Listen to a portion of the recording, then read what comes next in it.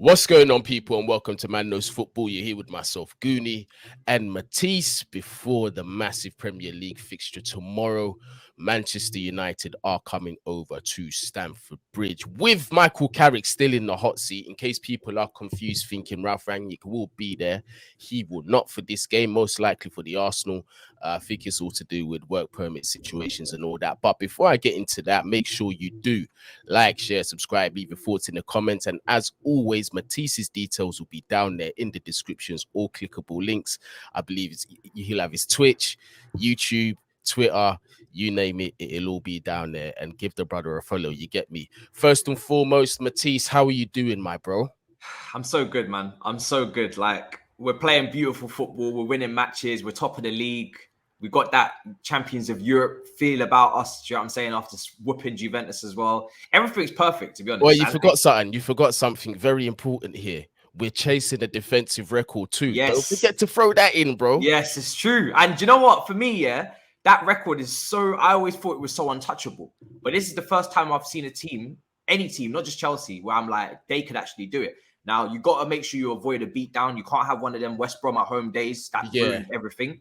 But this team looked really, really good for that record, 100.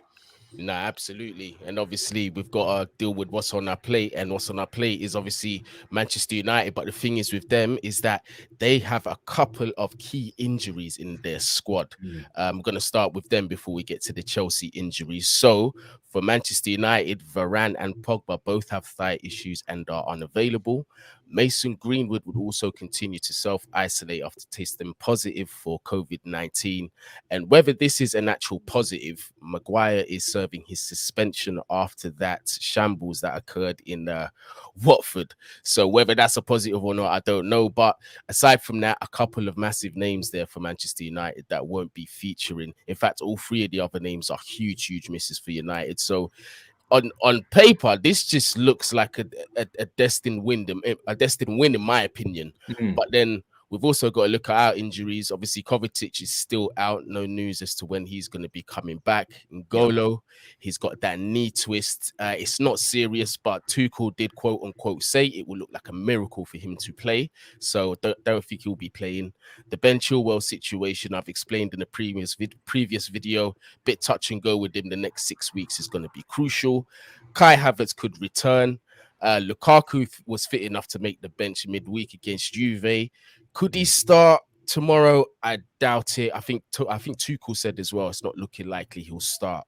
But yeah, that's really it on the injury front for us. But the big thing, Matisse, is that we can afford to still like have them injuries and we could still, perform just as good without them. Yeah, like this team is all about the system. It's all about the coach. And he's had individuals come into this team before and they've done a job. Like Malong Sarr, not the most technically gifted footballer in the world, didn't have the greatest loan at Porto. I think he was on the bench most of the time, but he was needed against Brentford. And yeah, aerially he was a little bit suspect, but we got the clean sheet and we got out safe. Do you know what I'm saying? Safe and sound. So we're going to have to compromise a few things with players missing. We're going to lose some traits. It's never good to have your best players missing. There is a drop-off, and we have seen the drop-off, by the way, in the cup games in the earlier rounds where we were going to penalties every single round. So there is a drop-off, but Thomas Tuchel, do you know what I'm saying? He's the man. He'll get it done. And for me, Manchester United, this is the worst state I've seen them in my life.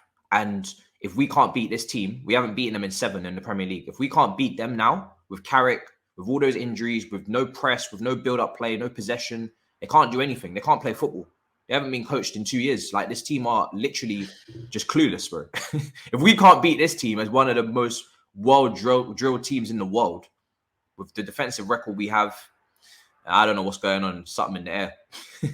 Something that you actually pointed out that I think is very important. You did say that it's the system, Tuchel's system, because Chelsea, particularly by other fans, have had a lot of criticism as to you can't rely on your defenders scoring or your midfielders scoring and your attack not scoring. But this is a system that doesn't rely on just one player. It's a sustainable model in itself. So whereas we've seen a striker like Lukaku, who on average gets 20 goals a season minimum, can step out of that squad and we're still scoring 3, 4, 5 goals. You see what I'm saying? And we're not Yeah. doing it against patties as well. We're doing it against teams like Juventus and so on and so forth. You Yeah. understand? So that goes to show. So I just thought I'd definitely point that one out. And it's like you were saying, man, if we can't beat Man United in the state that they're in and like the current form that we're in, then boy, I don't know. I'll be quite surprised. But Thiago Silva, as good as he's been fantastic, obviously. He has played a couple of games in a row though. So I wouldn't be too surprised if he doesn't start tomorrow. But what are your thoughts on him? Do you reckon we should see him in the lineup tomorrow? I think it would be nice to see him with Ronaldo, because I think he's got the experience to deal with Ronaldo and the penalty box threat that he is. But at the same time, I do agree with you. He's played 2 games on the bounce, so you don't want to push your luck, and then he pulls up an injury. And he did stretch for that goal line saving clearance against Juventus, and it did look like that was another moment. The only times Silva gets injured for us is when he has to stretch, and he stretched against Tottenham. I think City, he also had to stretch for something. He usually, whenever he has to exert himself for a clearance or something or an interception, that's where you could potentially get something from him in terms of an injury. So I think he'll start, but then Watford, he definitely doesn't play for me. And I'll be fine with that. I think, when you look at Thiago Silva's influence, I just want to wrap this brother up and put him in a time machine and just hold him, bro, because I want him here to teach Levi Colwill next. Do you know what I mean? I know he's taught Christensen and now he's in the middle of, Trevor training is what I call it. And now I want Levi to learn as well next. Do you know what I'm saying? And I just want to just keep using this guy's experience. He's literally indispensable. And I think he's going to sign 1 more year on. So hopefully, there's something there for Levi if he manages to keep his place and stay in the squad. He's young, so I don't know if that will work out. It depends on Rudiger, alongside, etc. on that left-hand side. But yeah, man, we need to wrap this brother up in a bubble and just squeeze every bit of knowledge, experience out of him for our young defenders that are coming through. So when he leaves, which will probably be the end of next year now, we're best prepared for it because he's world class. 37 years old, and I can still say this brother is world class. Probably right now the best defender in the league alongside our defenders. Like outside of our defense, nobody else's defenders are better. Do you know what I'm saying? And I agree. Maybe alongside, but not better. This season, Van Dyke, I wouldn't say he's been better than him. Definitely not. Do you know what I'm saying? They can at most be alongside, but we have the best defense, and he's one of the best defenders in that defense. Okay, so before I ask you this question, but has Van Dyke ever been better than Thiago Silva at any point in his career when you really think about it?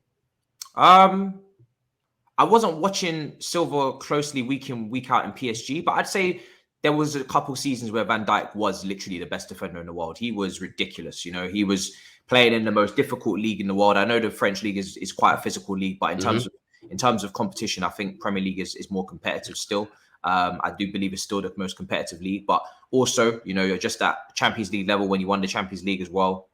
He was playing incredibly well. So I think there was a 2-year period where Van Dyke was playing ridiculous. Yeah, absolutely. And I don't think any defender was eclipsing that. No, I threw in that question because literally before we jumped on camera, I was speaking with one of my brethren, and he was saying he believes that Van Dyke was never better than Thiago Silva at any point. But personally, like, sometimes I know I have my Chelsea bias, but I have to say there was a peak where Van Dyke was just supreme defending. He was just, So I have to agree with you on that standpoint. But another question, is he the best defender we've seen since John Terry and Ricardo Carvalho? You see why I have to throw in Carvalho in there? Because I rate him as high as I have to. I rate him as high as John Terry. I don't care what no one says. Yeah, I'd say he probably is, man. Like, I can't say Gary Cahill, David Luiz, any of these brothers were anywhere near this. They just, you know what I mean? This guy is defending the class that he's showing, the positional ability to get in the right place at the right time, the awareness, the passing from the back. He's got it all. He's the perfect sweeper defender. I'd say he probably is, the best defender in terms of technically and mentally, concentration-wise. He's definitely the best defender. Obviously, people will go with longevity. Cahill, Luiz, that's more than understandable. But in terms of just out-and-out defending as an individual and a leadership standpoint, by far for me, I think he's in that category with those two. would have been beautiful to see him pair up with either one of them. Yeah, would have been lovely to see that. But he would never have conceded, bro. yeah, exactly. It just would have been just eliteness, just continued eliteness. But yeah, just go back to the Man United game. I've just got to get my head out of the clouds for a second. Just go back to the Man United game. Obviously, we've got a big injury with Ben Chilwell, and the wing back play has actually been crucial to our system. We've been getting a lot of goals from there. We've been creating a lot of chances from them white spaces as well. Yeah. Obviously, Reece James doing his thing and really making his case as the best right wing back currently in Europe. Ben Chilwell, in my opinion, was going down the same direction until that injury. So I don't want to be too biased and just say United is shit. There's no way for them to win. I want to kind of balance it out and say, look, that left side now, it might be a route for United to sort of get in if Marcus Alonso is starting there. Because we know how threatening Alonso is going forward. He's excellent going forward. It's just that my concerns on them counter-attacks. And we know how good United are on them counter-attacks. You understand? So him just tracking back and making sure one of them runners over there ain't going to just get away with it and then just put the rest of us under pressure. So do you reckon that's an area we definitely need to watch out for?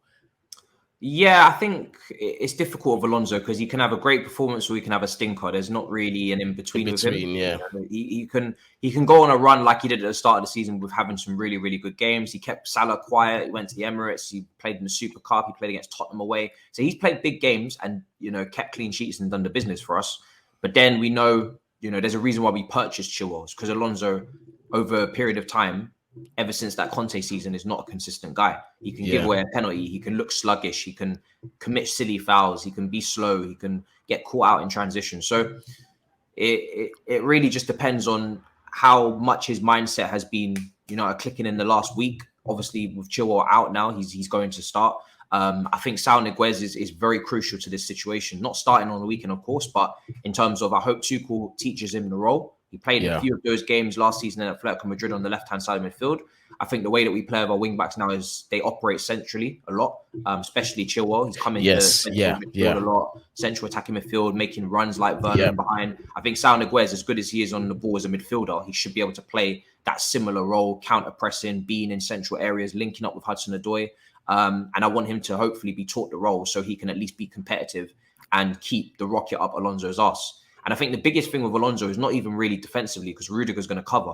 My biggest issue and my biggest thing that I'll be looking out for is how does he impact Hudson-Odoi's game? Because Hudson-Odoi has been doing the business, bro. He's been doing the business. If I checked a statistic out last night, he's in the top 3 for big chances created since he broke onto the scene. And this is a guy that's played out of position. Isn't it De Bruyne and who else is ahead of him?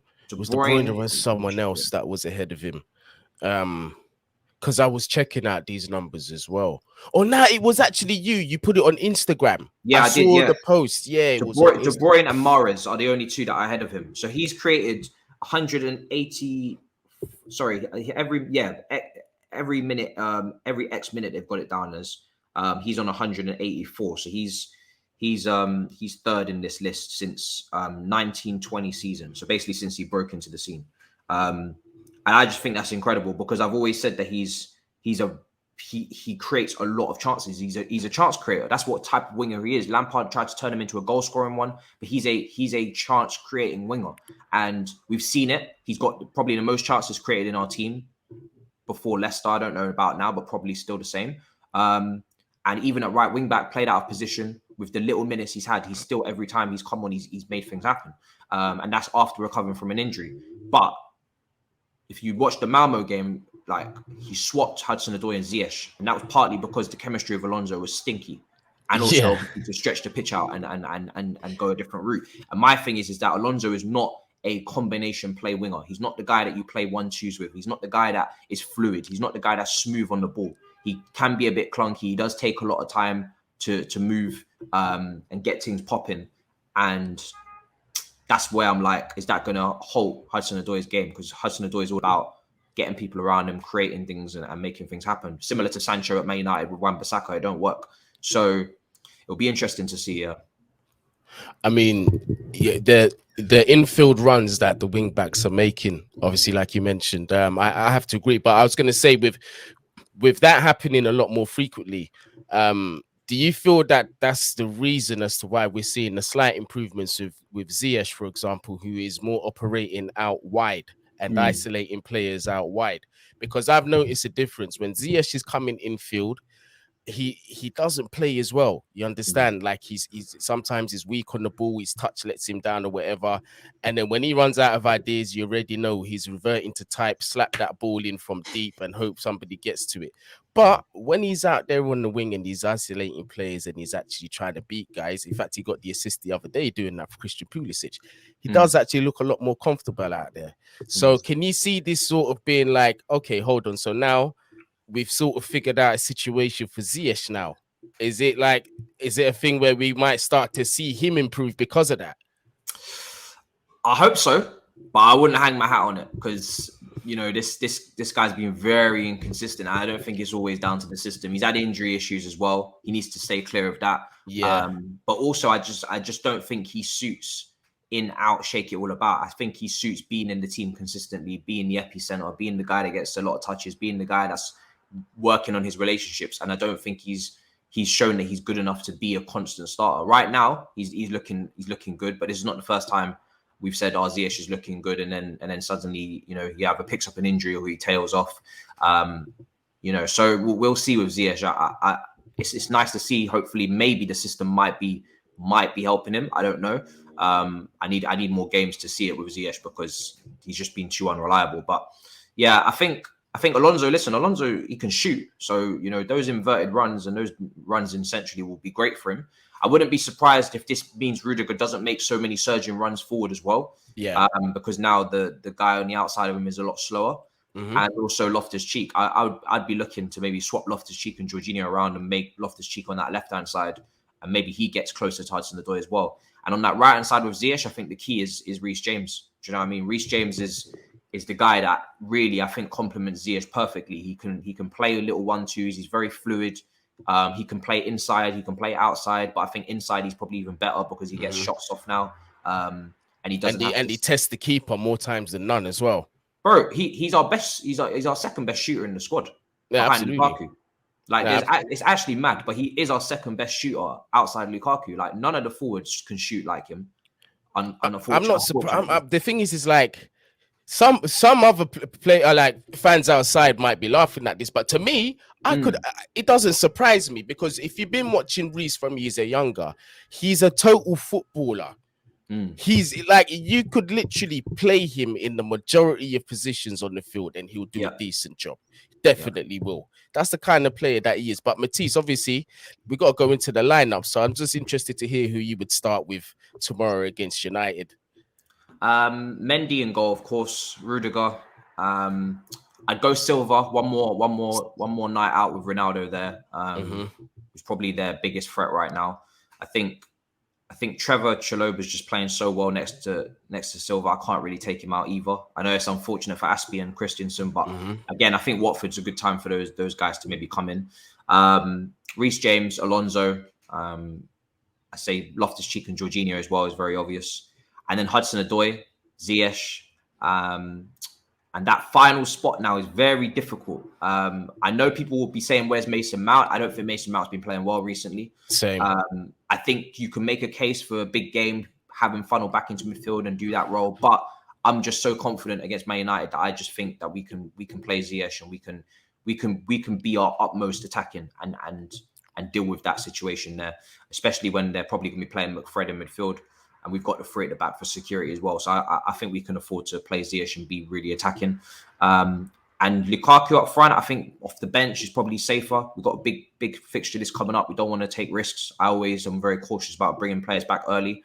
We used to do it a lot. We used to pay the price. Emerson, Kante, so often. Kai's back fit. That's another guy. But again, not really playing that well in comparison to the other guys. You know, with us, how well we've been playing, I think Kai could be doing a lot better as well himself. Werner's an option as well. His finishing, you know, he scored maybe midweek, you could say. But I'd probably just say we'll go Werner, apply some pressure on those centre-backs, press the crap out of them. And it may not be Werner who scores, but it'll be Werner who definitely forces a mistake out of Eric Bailly, out of Lindelof, out of Wan-Bissaka, whoever's in that back four. Tellez, I don't think Luke Shaw's fit either. Or he's a doubt. Fred is a doubt. There's so many doubts, and there's so much opportunity I see to disturb their build-up play or whatever they have of build-up play, which is very little. I think we could run a mess there. If we press the way we pressed against Juventus, this is going to be a walkover. So I just get Werner up there for the intensity and just press the crap out of them. Bruv, you see when you got to the front three, immediately in my head, I just said it doesn't really matter. Yeah. And I don't even mean that to be like an arsehole to like the United fans, but in my head, it's just like, so that's what I just threw out names. For me, I think in the preview I did yesterday, I said Callum has to stay. Yeah. He's the only person I think has to be in the team, in the front three. I can see Mason playing and pressing the crap out of them. I can see that as well. Yeah. I said Callum. I said Pulisic. Pulisic is a shout. Yeah. And I he think was unlucky in midweek because he played up front. It's not really his position. Yeah, so and I think I went with Kai, but I put Pulisic on the right this time because I just wanted to see, because I know Pulisic he can play well on the right, but even when he plays and he starts on the left, if you look at his positioning up there, he's everywhere. He's occupying all the spaces as they all are anyway. So that's why I just put him there. But I just want to see like that, because you see with Kai Havertz, bro. I'm not giving up on him because I'm on the same opinion as most. It's like there is a fucking player in there, but 100%. Like we've not seen it yet. And the way Pulisic has worked with the forward players, and I'm telling you, he's even worked with useless banter like Batshuayi cuts. And got something out of the brother. I want to see if it's going to be the same shit with Kai. That's why. So that's why. Scored against Palace. I think last season they run amok. Do you know what I'm saying? I wouldn't mind, like outside of Hudson-Odoi, I don't think any of the front three that we've spoken about are in enough form to 100% have their place. I think Werner, you can make a case for Werner, you can make a case for Kai. Even though I think Kai and Mount are probably the guys that are not absolutely business, but you can make a case for them. Do you know what I'm saying? You can make a case definitely make a case for Pulisic as well. So I'm not really bothered, to be honest. Do you know what I'm saying? Anybody with Hudson-Odoi, as long as Hudson-Odoi is in there, facts. Facts. What's your score prediction? My score prediction was 2-0. Yeah, I think it will be comfortable. I was gonna go with a beatdown, but do you know what I'm saying? Commiserations to Carragher's whatnot. Do you know what I'm saying? Brother's not even in the job. Do you know what I'm saying? He's literally just temporary. You know when the temporary teacher's in the classroom? You shouldn't really be throwing rubbers at each other and mixing up your names for the register. Do you know what I'm saying? You should really just be behaving yourself, and there's no need to cause any more harm. Do you know what I'm saying? He's already. We're gonna show him why he didn't get the job in it. Do you know what I'm saying? I come from a school and a class where we did not respect the substitute teacher, and I'm sticking with my 3-0 prediction, bro. I reckon we're gonna slap him. But I reckon but you see, this is the thing. Another thing I want to point out, if they didn't have De Gea in goal, I would have said 5 or 6. Yes, it's De Gea, bro. That's what's limited me a little bit. It's the lack of clean shooters that we have outside of James in this team, probably starting. Like they can all shoot, but they're not reliable shooters. Do you know what I'm saying? They're not real top shooters. And then you look at De Gea and the saves that he's making, and you think, I can see one of them days where, do you know what I'm saying? It's frustrating, but we can't get past De Gea, or we're not getting the shots in. Set pieces will be big. You know, no Maguire, no Varane. I don't really see too many guys in that team set piece wise that can handle us. If Rudiger gets involved, if Silva gets involved, even the direct free kicks as well. Marcus Alonso on the field. Yeah. So set pieces could be big for us. We scored a set piece against Leicester. Set pieces could be huge for us. And one against Juventus as well, isn't it? With the knockdown to Trev. So huge. Yeah. Juventus. I just got a flashback of Reece James just bringing that ball down. And the celebration was so cold, bro.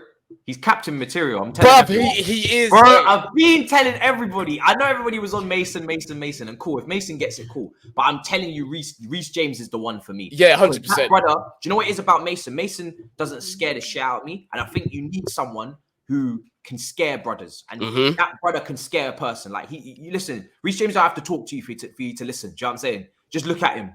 That's it. And when you really think about it, as an opposition coach, having to account for someone like Reece James is so difficult because his skill set is just so wide. Do you know what I mean? He like tactically, to have him in your team, he's just like a coach's dream because he understands the game so well. Whatever you ask him to do, he's going to perform it at the highest standard. You just know that with Reece. But no, I have to agree with you, man. In my opinion, look, some have said it's early, but I'm still going with it. I think Reece James is the best right now in Europe. That's the guy. That's the guy. As good as Trent is going forward, listen, I'm not saying Trent's a shit player. He's a very, very, very good player, top quality player. But it's just that when you look at the all-round aspect of it, This the is what I've been saying. all-round aspect of Complete it, player. it's Reece. Like Reece is great going forward too. You know what I'm saying? Like, look at the goals he's scoring. The left footer against Newcastle, the volley against Newcastle, the goal against Arsenal. Did he score against Arsenal? Yeah, goal and assist against Arsenal. Yeah, he did. The goal against Juventus, like ruled out against Leicester. Like, bro, everybody's talking. When we talk about Trent, it's not. Trent is great going forward, but so is Reece. And the quicker people get that into their heads, that they understand that Reece is unbelievable going forward as well, then the conversation, people start to understand what we're talking about, where, okay, now look at them defensively. Yeah, look at Reece defensively. Look at the beast that he is. Look at the way that he can surge through midfield with that strength that he did against Leicester, just bullying people, shrugging people off the ball. Look at the leadership. Like, there's a lot of reasons why I'm taking Reece over Trent. Do you know what I'm saying? I got a lot of respect for Trent going forward. He's a great passer. He's an incredible crosser. But from a personality standpoint, leadership-wise, do you know what I'm saying? From a technical standpoint, you know what I mean? He can do the free kicks too, Reece. Yeah, he can. He's just not given the chance. That's what people don't know. He can do the corners. He can do the corners. Yeah, bro. Like, man, I'm not really understanding. This is not a joke. This is not a game that we're out here playing. This is not Wan-Bissaka. Do you know what I'm saying? He can do all of these things that man are hyping about Trent. He can do these things. So before we end, one more. I've got to throw in this name before we end this, because look, I've got to give props to Ruben Loftus-Cheek. People are sleeping on this guy so much. Yeah, saying I think they're awake now, bro. Yeah, bro. You'll be surprised. People are still trying to slander this dude. Yeah, telling me that Emil Smith Rowe and these man are way miles ahead better than him. And I'm just looking like, big man thing. Did you watch what he did against Juve? And this is after an Achilles injury he's coming back from, And this is what people got to understand. You got to understand injuries, and injuries are all different, bro. Achilles is the worst injury you could probably have in sport, bro. So to come back through rehabilitation and all that, you're not going to be at your optimal best after a year, 6 months. It's just not going to happen, bro. Yeah. But then he came through that. Like everyone thought after Fulham, maybe he's not going to go the direction everyone thought. But look, he's coming to the team, and look at what he's added into it. It's exactly the aspects that we was looking for when he weren't in the team. It's like we need that midfielder who's able to he's strong on the ball, he can defend, he can pick up the ball, drive forward, technically enough to work himself out of tight spaces, which we saw him do, create assists, and even pose a goal threat. Because we forget as well, Loftus-Cheek still does have goals in him. Yeah, that's the thing. Yeah, that's he's got goals in him. I'm telling you, like remember under Sarri, didn't he get like 12, 13 goals that season under him? He got that goal against Cardiff. He got that curler against Brighton. Like, he was in the double figures that season. That much I remember. That much I remember. So we've still got that to see. I'm telling you, and I think that under Tuchel, we're only gonna see that return, bro. Honestly, I think we will. So people are a piece threat as well in the air. Do you know what I mean? Like I trust that brother. Like, he can score goals. I know he can get goals in this team. So that's the next thing. People been saying the funny thing about Loftus-Cheek is that at the start of the season when Saul was brought in, like, he wasn't really mentioned, including me, because I remember Tuchel saying, we've got Kante, we've got Jorginho, we've got Kova, and now we got Saul. He never mentioned Loftus-Cheek. So I was like, is he loaning him? Is he getting rid of him? Did he not see enough? What's going on?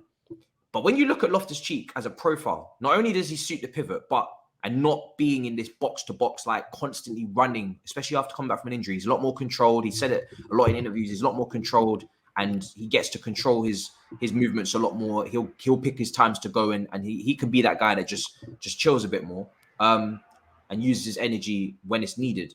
The guy is ticking so many boxes from a profile standpoint that we didn't have in that midfield. We didn't have any height. We didn't have no height. We didn't have no strength.